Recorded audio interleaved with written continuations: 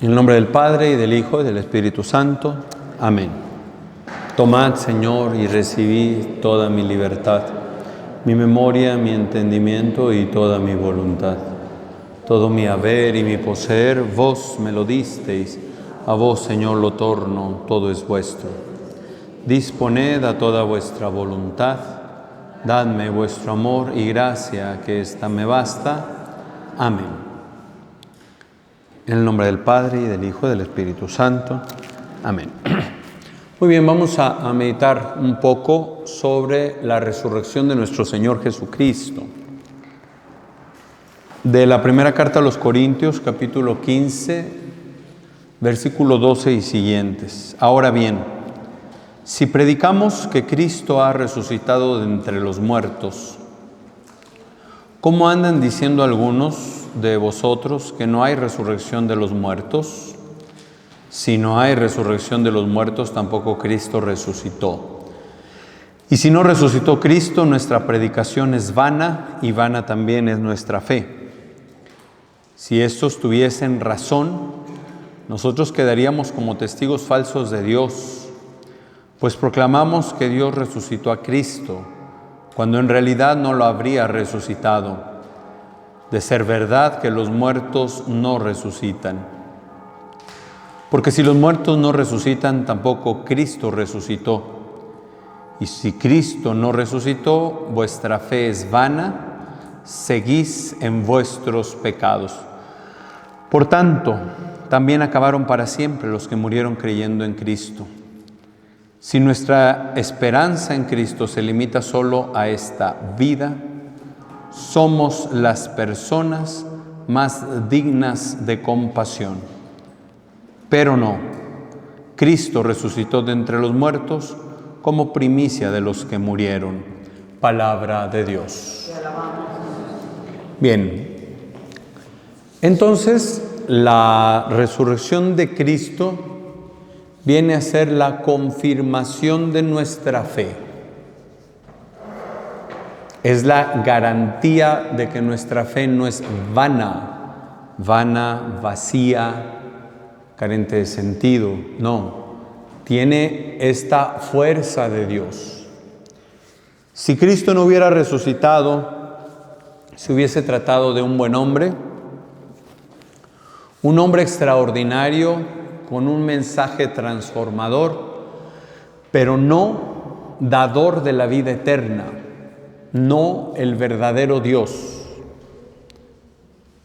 Tenía que haber muerto y resucitar para vencer al último de los enemigos, que es la muerte, que había sido producto del pecado, como ya hemos hablado.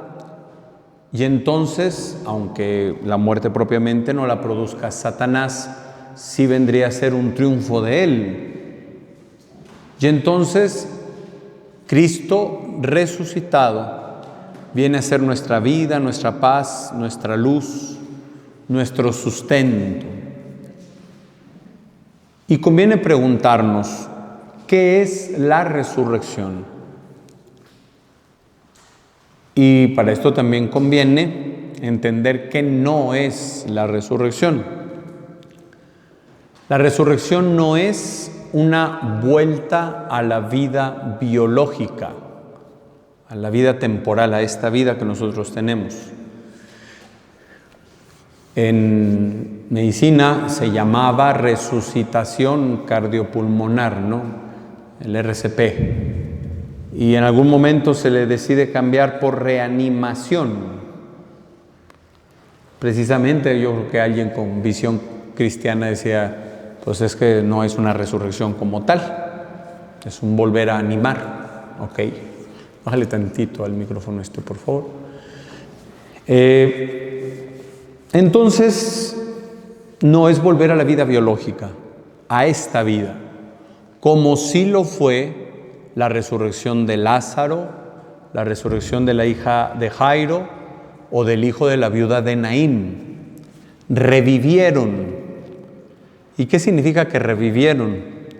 Que más tarde tuvieron que morir otra vez. Jesús no. Entonces Jesús no vuelve a esta vida. sino que inaugura un nuevo modo, no solo de vida, sino de existencia.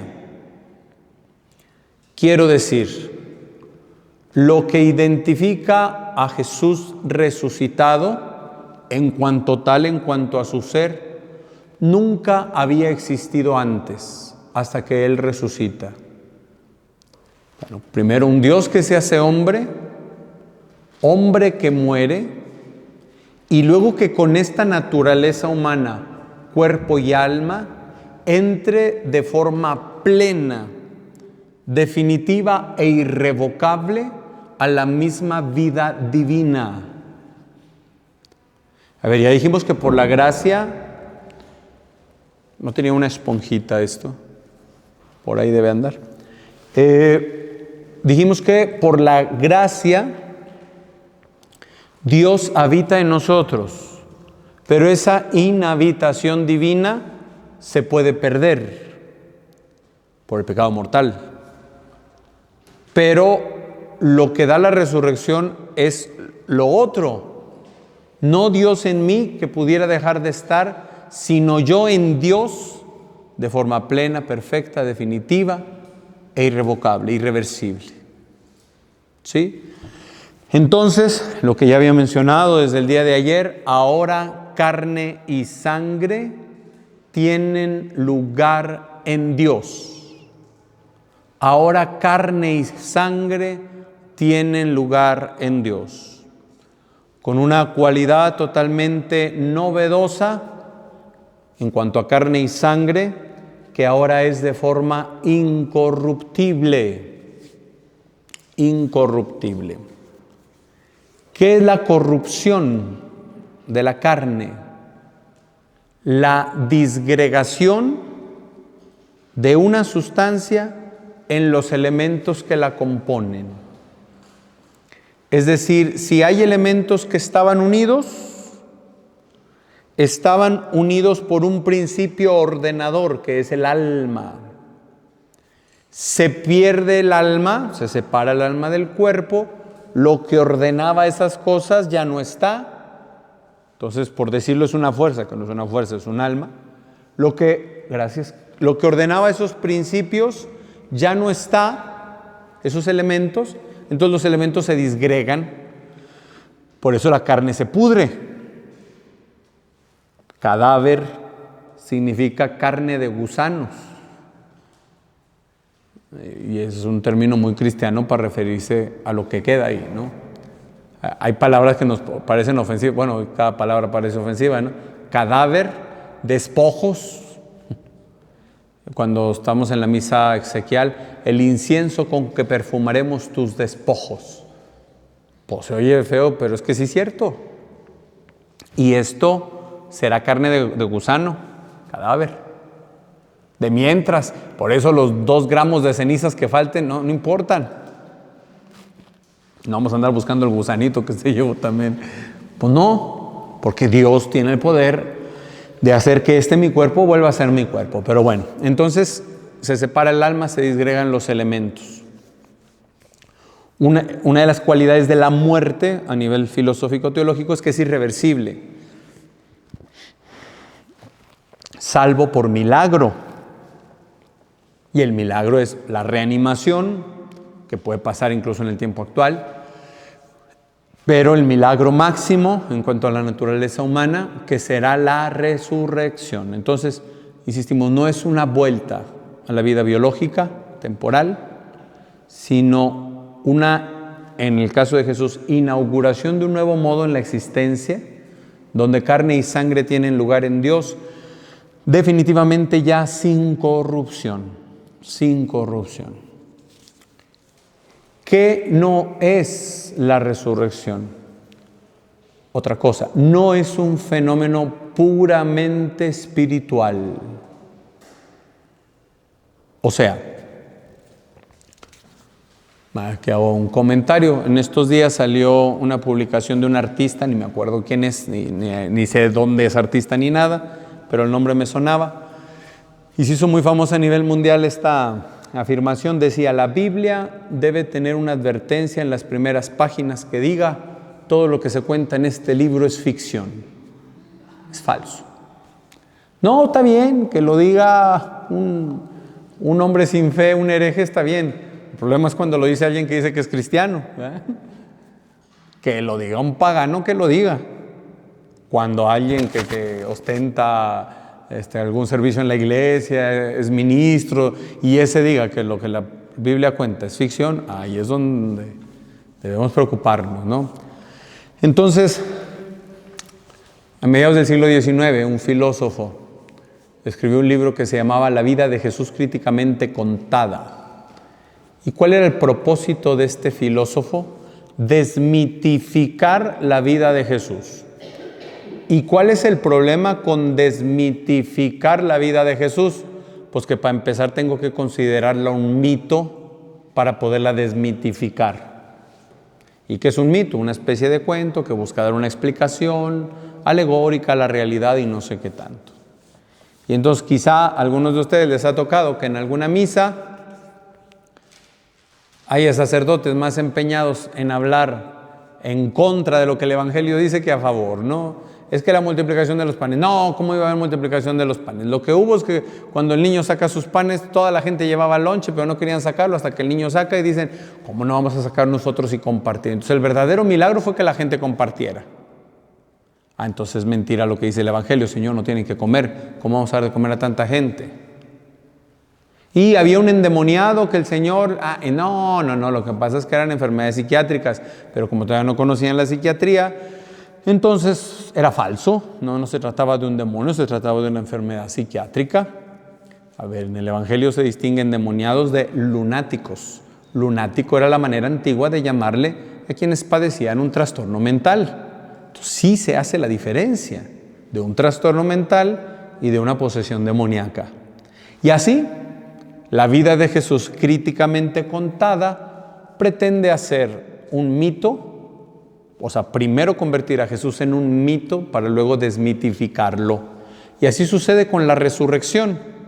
No, es que es algo puramente espiritual. Es decir, llegan a afirmar estos. Puede coincidir o coexistir la afirmación en la resurrección con la permanencia del cuerpo de Jesús en el sepulcro. O sea, que cuando las mujeres iban a ungir a Jesús, les hubieran movido la piedra, hubiera estado ahí el cuerpo de Jesús, y al mismo tiempo decir, Jesús resucitó porque se me apareció su espíritu. No. Porque ¿qué tocó Jesús? ¿Qué asumió Jesús para redimir? La naturaleza humana. Y la naturaleza humana es cuerpo y alma, y el cuerpo es material. Si el cuerpo no hubiese participado de la resurrección, estaríamos creyendo en un fantasma. Y entonces Jesús no habría redimido la naturaleza humana. Y por eso dice San Pablo, si Cristo no hubiera resucitado, seríamos los más desgraciados y dignos de compasión. Tragedia sobre tragedia, creer en un fantasma. Entonces no es algo puramente espiritual. Es que el Espíritu de Jesús se nos estaba apareciendo. No. Jesús, como ya dije, entonces, ¿qué es? Es esta introducción a la vida divina de toda la naturaleza humana. Carne y sangre, otra vez, naturaleza humana completa. Entonces, es una realidad material que incluye la materialidad del cuerpo de Jesús. No solo la espiritualidad, la materialidad. Cuando el Señor le dice a Tomás, introduce aquí tu dedo, mete acá tu mano, no nos dice el Evangelio si Tomás lo hizo o no. El Papa Benedicto dice, junto con Tomás, metamos nuestra mano en el costado de Jesús. Entonces el Papa Benedicto supone que Tomás hizo este acto de tocar el corazón resucitado de Jesús latiendo. Imagínense el chasco, que Tomás hubiera hecho esto y la mano hubiera atravesado el aire. No. Incluso en uno de los relatos del Evangelio, Jesús les dice, denme algo de comer. Veremos que el cuerpo resucitado no tiene hambre. ¿Por qué pide algo de comer? Por ellos. Y dice, tóquenme, véanme, soy yo, no un fantasma. Un fantasma no tiene cuerpo como tengo yo. Y aquí viene una pregunta. ¿Podemos adorar algo material, sí o no? ¿Sí o no? El cuerpo de Jesús, claro que sí. ¿Es material?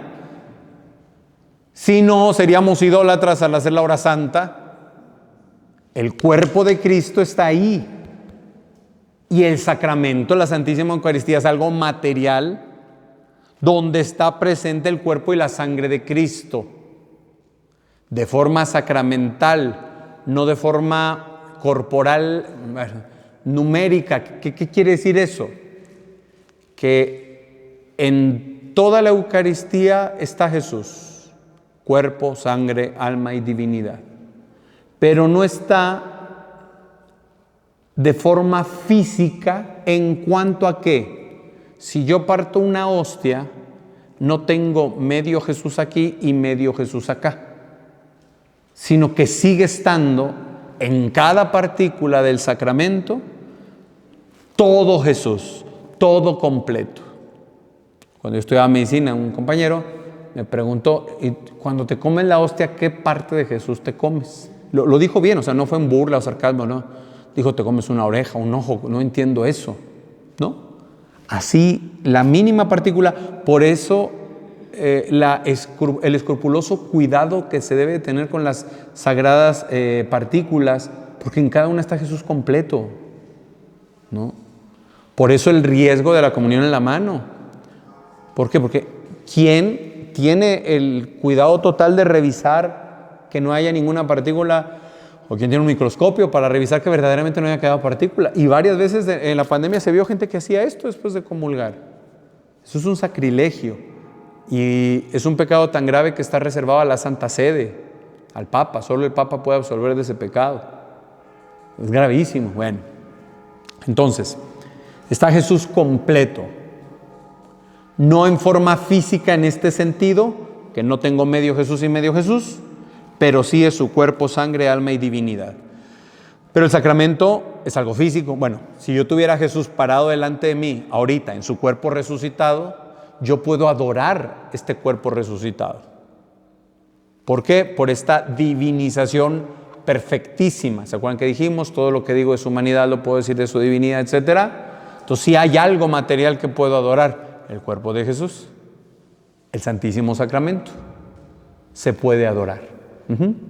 Por esta divinización completa que hay en esta comunión. Bien, entonces, no es algo puramente espiritual, sino que por ser naturaleza humana, incluye la carne y la sangre, la naturaleza humana completa. Por eso, si el cuerpo de Jesús hubiese permanecido en el sepulcro, pues sería un fracaso el cristianismo y estaríamos alimentando el mayor engaño de la historia. Este cuerpo glorioso ha ascendido y un día volverá. Por eso tampoco es tan preciso decir, es que el cielo no es un lugar, es un estado del alma.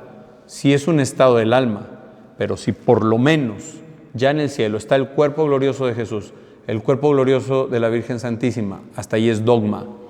Pero por ahí recordábamos que cuando Jesús muere, platica el Evangelio que muchos muertos justos resucitaron y se estuvieron apareciendo ahí en Jerusalén por varios días. Entonces, ¿habrá otros justos en el cielo ya en su cuerpo? Lo más posible es que sí, pero la Iglesia no define quiénes. Pero cuando resucitemos todos, los que hayamos sido salvados por gracia, estaremos en cuerpo y alma también, contemplando al Señor. Entonces tiene que haber un lugar, tiene que ser un lugar, aunque no sea este lugar actualmente local, el que yo tomo un cohete y llego, pero hay esta realidad local. Local quiero decir del lugar, ¿verdad? Bien, ¿qué otra cosa no es la resurrección o el encuentro con el resucitado? No es una experiencia mística. A ver, Teresa de Jesús, por ejemplo, tenía estas visiones donde veía a Jesús, le contemplaba, donde su corazón fue atravesado por aquella lanza, no sé qué. Ok, ¿dónde sucede la experiencia mística? En el espíritu del místico. Por la gracia de Dios, este espíritu es elevado por encima de sí mismo para penetrar los misterios del cielo. pero no sucede, dirá la filosofía, en la realidad extramental, o sea, fuera del contorno del individuo, sino dentro de él, con sus efectos. Teresa tiene aquella visión donde el ángel le atraviesa el corazón y cuando hacen la autopsia se encuentran que el corazón tiene una herida de que algo la atravesó y está una herida cicatrizada. Bueno, pero fue experiencia mística. El encuentro con el resucitado no es una experiencia mística. Se encontraron con alguien que hablaba, caminaba, se podía tocar, podía comer, aunque no lo necesitaba, en una realidad objetiva delante de ellos. Delante de ellos. Recientemente la teología usa una palabra que no me gusta tanto, que la resurrección es una realidad metahistórica que supera la historia. No estoy tan de acuerdo porque la resurrección toca la historia y la transforma. Es decir, no solamente sucedió allá. Por ejemplo, podemos decir metahistórico es el juicio final, porque cuando acontezca el juicio final, la forma en la que nosotros vivimos el tiempo se va a transformar. La forma como existe el universo se va a transformar. O sea, va a dejar de ser lo que era para ser otra cosa. Cuando Jesús resucitado toca la historia, transforma toda la historia, pero sigue siendo esta. O sea, yo diría, la resurrección de Jesús es un hecho histórico. No más allá de la historia, sino tocó esta historia. Tocó esta historia. Ahora,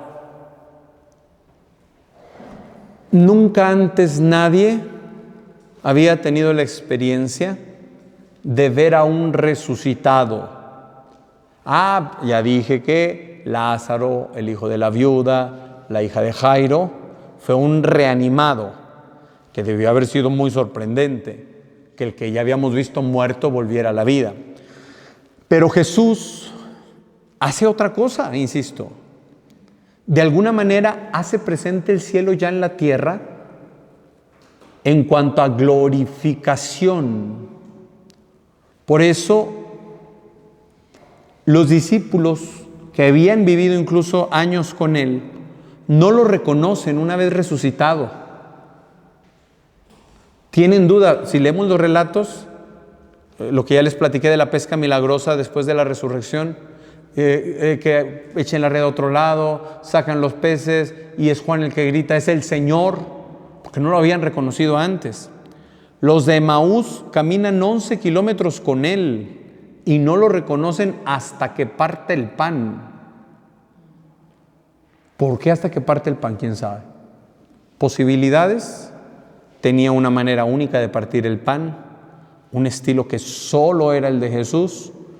Otra que yo me imagino cuando rezo con la imaginación en ese pasaje, que cuando estaba partiendo el pan voltearon y vieron las heridas de los clavos y decir, es Jesús, es Jesús, no sé. Entonces, esto es lo que no es la resurrección y un poco ya hablamos entonces lo que sí es la resurrección. Ahora vamos a hablar de las cualidades de un cuerpo resucitado.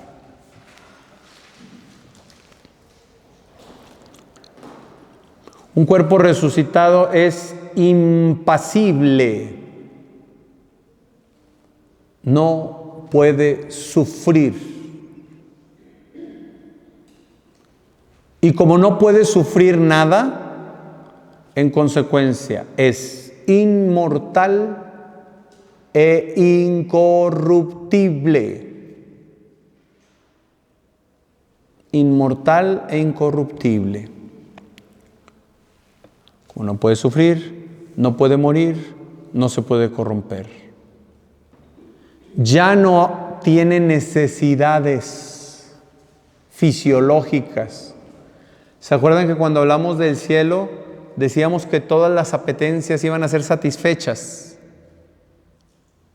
Entonces es aquí una página muy bella donde el Apocalipsis nos dice: pondrá su morada, bueno, esta es la morada de Dios que compartirá con los hombres, pondrá su morada entre ellos. Ellos serán su pueblo y Él, Dios con ellos, será su Dios. Enjugará las lágrimas de sus ojos y ya no habrá muerte, ni llanto, ni gritos, ni fatigas, porque el mundo viejo habrá pasado. Entonces el que está sentado en el trono dijo: voy a hacer nuevas todas las cosas. Otra traducción dice: he aquí que yo hago nuevas todas las cosas. Entonces ya no habrá llanto, ya no habrá dolor, ya no habrá fatiga, ya no habrá hambre, ya no habrá sed, ya no habrá deseo sexual, porque el deseo sexual está orientado a la preservación de la especie humana. Entonces, como estará completo el número de los seres humanos queridos por Dios, ya no habrá este deseo tampoco. Entonces no habrá deseos desordenados, porque el único deseo que permanecerá será el deseo de Dios. Y de alguna manera siempre satisfecho, pero siempre en crecimiento. Porque acuérdense, nunca va a ser algo pasivo. El primer instante que yo llegue al cielo, mi alma va a tener el placer de la satisfacción de todos los anhelos. Pero al siguiente instante, ese deleite va a ser infinitamente superior. Y al siguiente instante, infinitamente superior.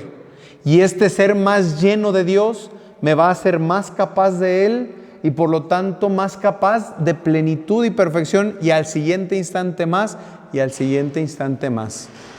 Y así por toda la eternidad. Entonces, bellísimo, ¿no? Es lo que nos espera si somos fieles al Señor.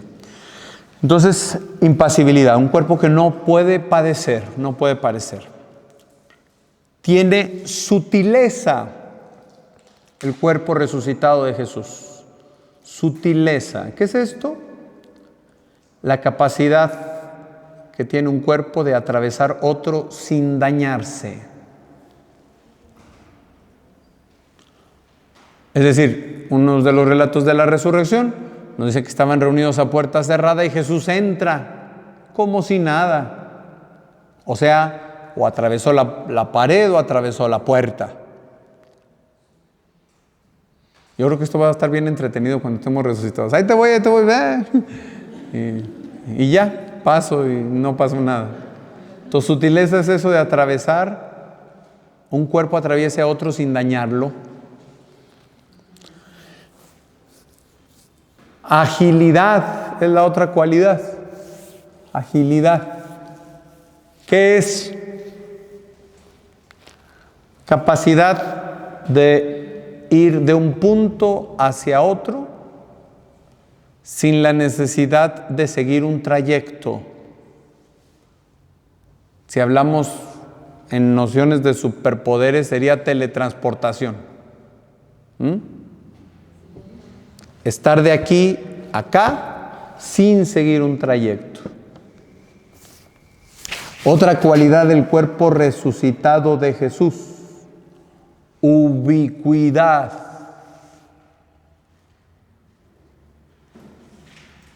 Capacidad de estar en más de un lugar al mismo tiempo.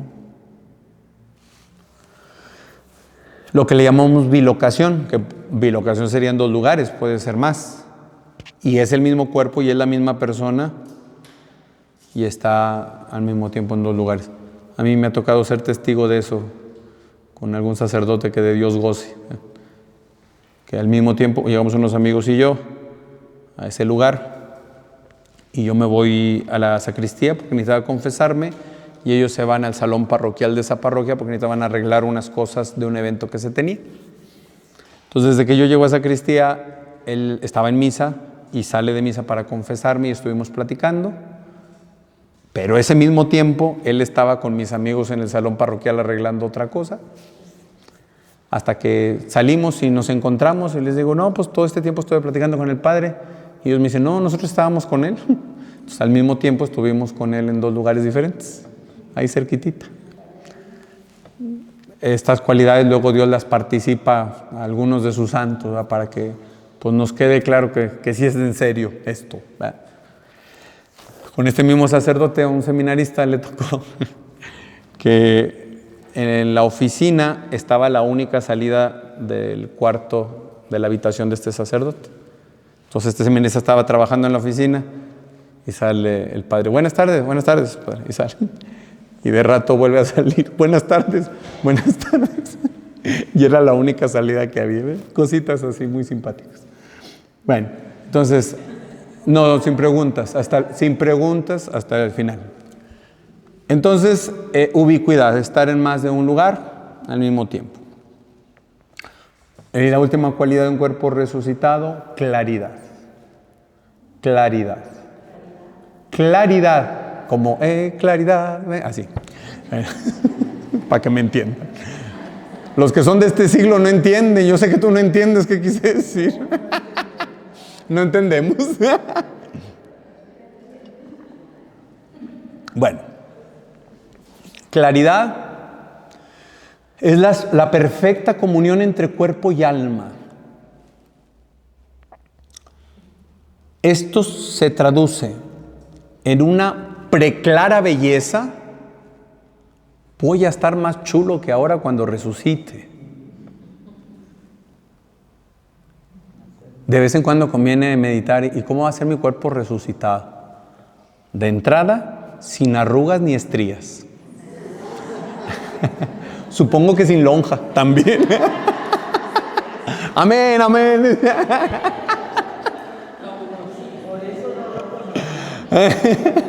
Por eso no conocían a Jesús. Si de por sí ya el Señor se podía aplicar lo que dice el Salmo, eres el más bello de los hombres, en tus labios se derrama la gracia. Una vez resucitado, esta belleza es superlativa. Esa es una de las razones por la cual posiblemente no lo identificaban. Pero no solo eso, bueno, en el Señor Jesús siempre estuvo esta unión perfecta de cuerpo y alma, esta perfecta comunión siempre estuvo. Aunque la resurrección en cuanto a la gloria total en la carne es lo que da esta belleza superlativa todavía. Pero en cuanto a nosotros, en esta vida terrena, nuestra alma está en riesgo de que nuestro cuerpo la degrade, la arrastre a sus bajezas de la carne, ¿no? Una vez resucitados ya no, porque será el cuerpo, resucitado nosotros, el cuerpo perfectamente sujeto al alma que ha sido salvada y entonces perfectamente ordenada a la voluntad de Dios para siempre. Esas son las cualidades de un cuerpo resucitado. Un cuerpo resucitado glorioso. ¿Por qué? Uno de los efectos de la resurrección de Cristo va a tocar a todo el género humano. ¿Y qué es este efecto? Todo ser humano va a resucitar. Todos vamos a resucitar. Pero, como distingue el Apocalipsis, unos para la vida eterna, esperamos de Dios que así sea, y otros para la muerte eterna. Arrojados al fuego de azufre junto con hechiceros, idólatras, etc. ¿No? Entonces, si Cristo no hubiera resucitado, vana sería nuestra fe. Cuando ponemos atención, dice San Pablo, y lo hemos repetido esta semana, predicamos a Cristo y un Cristo crucificado. O sea, la primera predicación no es de Cristo resucitado, sino crucificado. Pero son las dos caras de una misma moneda. Cuando decimos misterio pascual, decimos al mismo tiempo Cristo muerto y resucitado. Pero no puede haber la una sin la otra. Y la puerta de acceso, incluso para la resurrección, es la cruz de Jesús. Es la cruz de Jesús. Es la puerta de acceso. El que quiera seguirme, el que quiera venir en pos de mí, que tome su cruz de cada día y me siga. Y ahora, hay algo muy bello. En cierta manera, Jesús resucitado, que es su estado actual, Jesús resucitado no abandonó la cruz, en cierto sentido. Si la cruz fue la entrega de sacrificio de amor perfecto, redentor para nosotros, No por nada Él decidió conservar sus 5 llagas ahora gloriosas. En primer lugar, para que nos quedara claro que el mismo que había sido crucificado y crucificado murió, es el que ahora vive y reina inmortal y glorioso por los siglos de los siglos. Es el mismo. Y este Jesús, que ahora conserva estas llagas, nos sigue de esta manera manifestando el altísimo precio que por nosotros ha pagado. En ese sentido digo que no ha abandonado la cruz. Ahora, habíamos mencionado que cuando se celebra la Eucaristía es el mismo sacrificio de la cruz del Calvario, pero de un modo incruento, sin crueldad. No hay derramamiento de sangre en el sacrificio de la misa, no hay sufrimiento. ¿Y por qué no hay sufrimiento? Por lo que ya hablamos, el cuerpo de Cristo actualmente es un cuerpo glorificado, impasible, no puede sufrir. Y en cuanto a no puede sufrir, es imposible provocarle la crueldad, digamos, en la Santa Misa. Martín Lutero decía que la misa es la peor abominación, porque pretende arrancar a Jesús del cielo y hacerlo sufrir otra vez.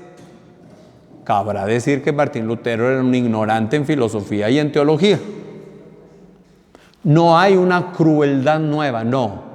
Es el mismo sacrificio, porque el mismo sacerdote, la misma ofrenda, el mismo altar, distinto el modo, pero mismos los fines. Y en consecuencia, mismos los frutos. 4 fines de la Eucaristía: de adoración, de petición de perdón, de acción de gracias y de intercesión. Son los 4 fines de la Eucaristía, que son los 4 fines del sacrificio redentor en el Calvario. Mismos fines, mismo sacerdote, misma ofrenda, mismo altar, distinto el modo. ¿Por qué distinto el modo? Porque hoy Jesús está en un cuerpo glorificado. Hoy Jesús está en un cuerpo glorificado. No, luego revisan el video porque tenemos que avanzar. Hay una mujer que se llama Gloria Polo, que por muchos años ha dado el testimonio. Si alguien no lo ha visto, búsquelo en YouTube, Gloria Polo, de un relámpago que le cayó a ella y un sobrino. El sobrino muere, ella también, pero el Señor la volvió a la vida. Y en este trance, entre que estaba y no estaba, el Señor la lleva a conocer el cielo, el infierno y el purgatorio. El testimonio de ella estaba avalado por el obispo auxiliar de su diócesis.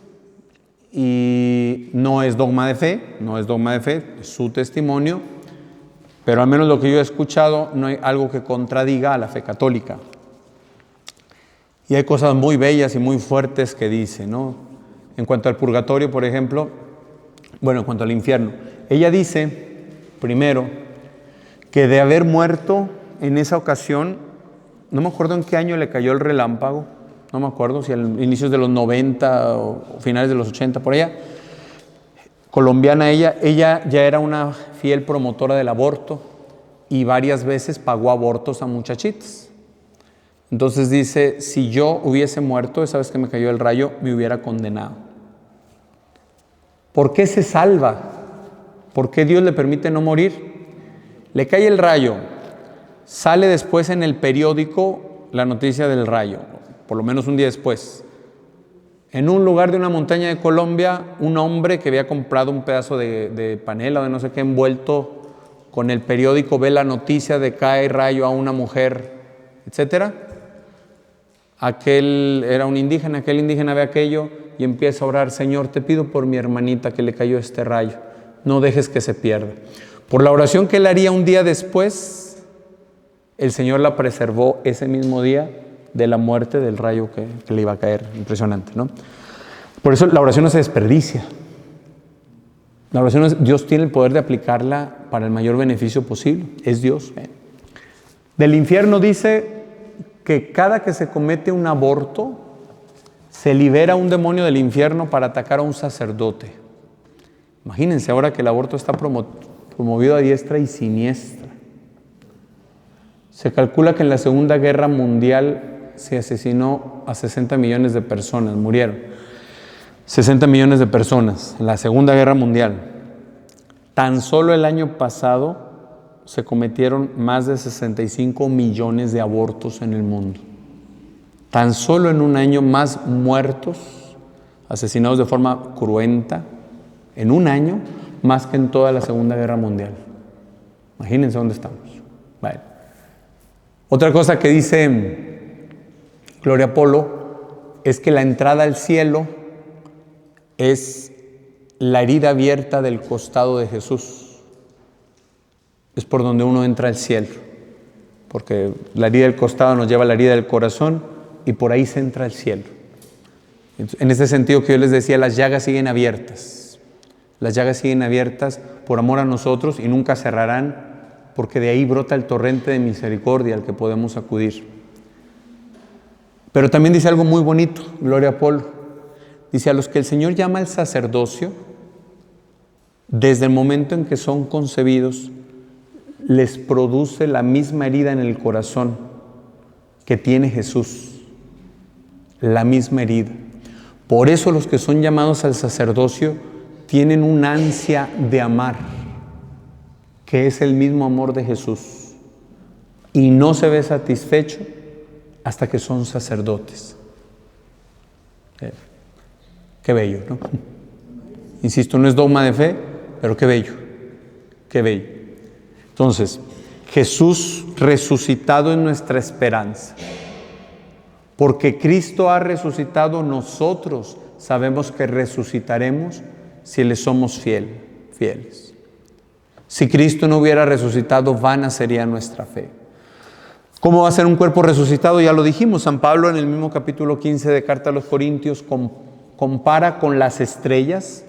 Dice, uno es el brillo de una estrella y otro es el brillo de otra estrella. Entonces va a haber diferente brillo de un cuerpo resucitado a otro, sí, según el grado de santidad que haya alcanzado. ¿De qué depende ese grado de santidad? Del mérito sobrenatural de la persona. ¿Qué significa eso de mérito sobrenatural? Significa, yo soy capaz de Dios, porque por ser imagen y semejanza Él me ha hecho capaz de Él. Si yo estoy en la gracia de Dios, atentos con eso. Si yo estoy en la gracia de Dios, que la gracia es don, es regalo, estando en gracia de Dios, hago cosas buenas, actúo bajo la voluntad del Señor, doy limosna, ayuno, oración, mi capacidad de Dios crece. Eso se llama mérito sobrenatural. Si estoy en gracia de Dios, mi capacidad crece. Y si, estando en gracia de Dios, sigo amando al prójimo, amando a Dios sobre todas las cosas, esta capacidad sigue creciendo, y eso va a implicar para mí mayor gloria en el cielo. ¿Se entiende eso? Pues habrá que repasar. Las obras buenas hechas en gracia de Dios me dan mayor capacidad de Dios, y eso será mayor gloria en el cielo para mí, mayor felicidad. Si yo hago cosas buenas sin estar en gracia de Dios, o sea, en pecado mortal, esas obras buenas no tienen ni pueden tener mérito sobrenatural.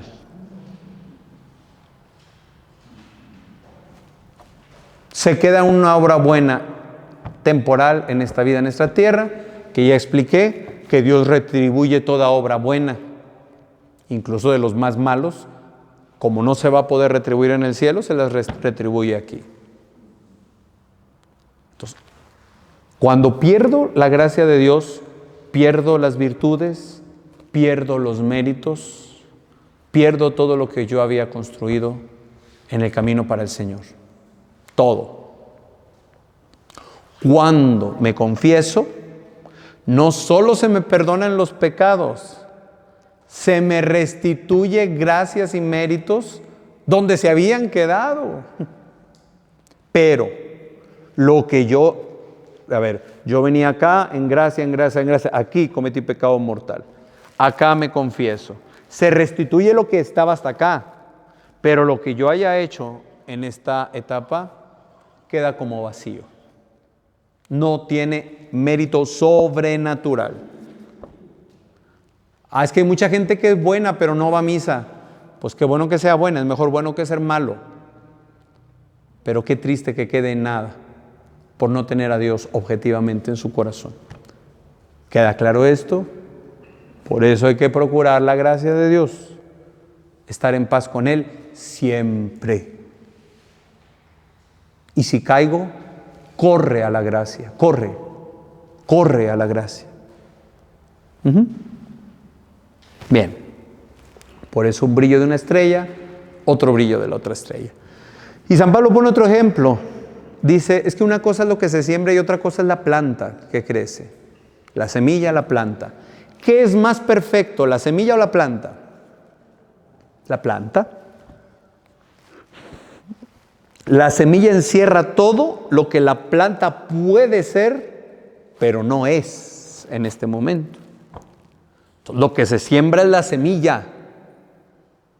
Lo que resucitará será la planta. Y si el grano de trigo no muere, dice el Señor en el Evangelio de Juan, se queda infecundo, pero si muere da mucho fruto. Entonces este cuerpo morirá, pero morirá como la semilla, que luego será una planta mucho más perfecta. Entonces, proclamar a Cristo muerto y resucitado, que ha venido a quitarnos el pecado, a regalarnos el ser hijos de Dios por la justificación. Cristo ha resucitado, verdaderamente ha resucitado, y nosotros esperamos resucitar con Él. Gloria al Padre, y al Hijo, y al Espíritu Santo, como era en el principio, ahora y siempre, por los siglos de los siglos. Amén.